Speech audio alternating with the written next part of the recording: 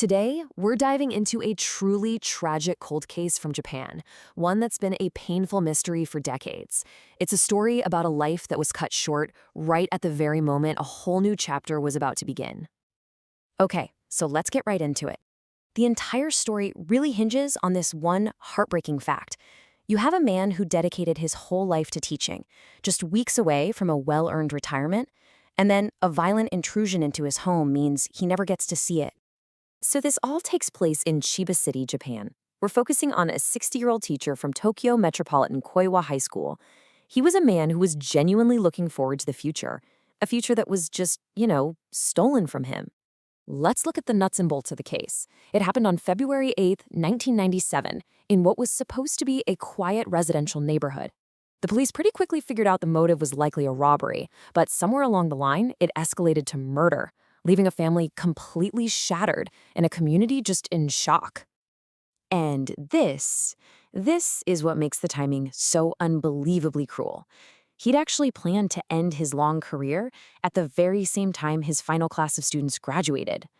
It was supposed to be this shared milestone, a celebration of endings and new beginnings all together. So, what exactly went down on that fateful Saturday? Let's break down how this whole tragedy unfolded. It was a holiday, so the teacher was just at home by himself. At some point that afternoon or evening, an intruder gets in. The day takes a horrifying turn at 8:50 p.m. when his wife gets back. She's the one who finds him, collapsed in their garden with a stab wound to his chest. So the police theory is that the teacher, just relaxing at home in his tracksuit, must have surprised a burglar. The house was a mess, ransacked on both floors. All the evidence points to the sudden, violent confrontation that spilled out into the garden and ended with a single fatal blow from a kitchen knife that was just left right there at the scene.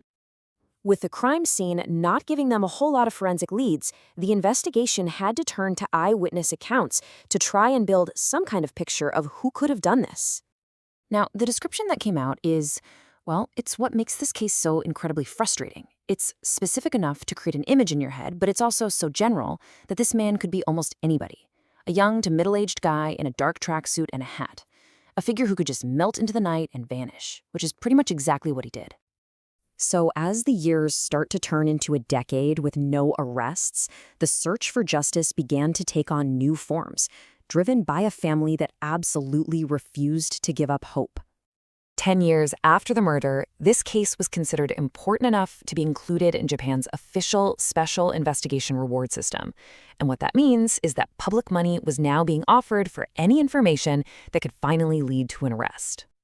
But, despite that national attention and the cash reward, the one-year period for the official reward came and went. The phone lines stayed quiet, no credible tips came in, and the case, well, it went cold all over again. But here's the thing. Even though the official system basically gave up, the family did not. They took on the financial burden themselves. They set up a private reward to make absolutely sure that the search for their loved one's killer would never, ever truly end.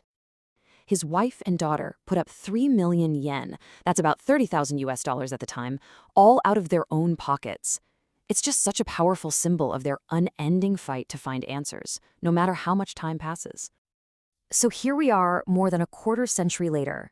The case is still unsolved, but believe me, it is far from forgotten, especially by the family that is still waiting for some kind of resolution.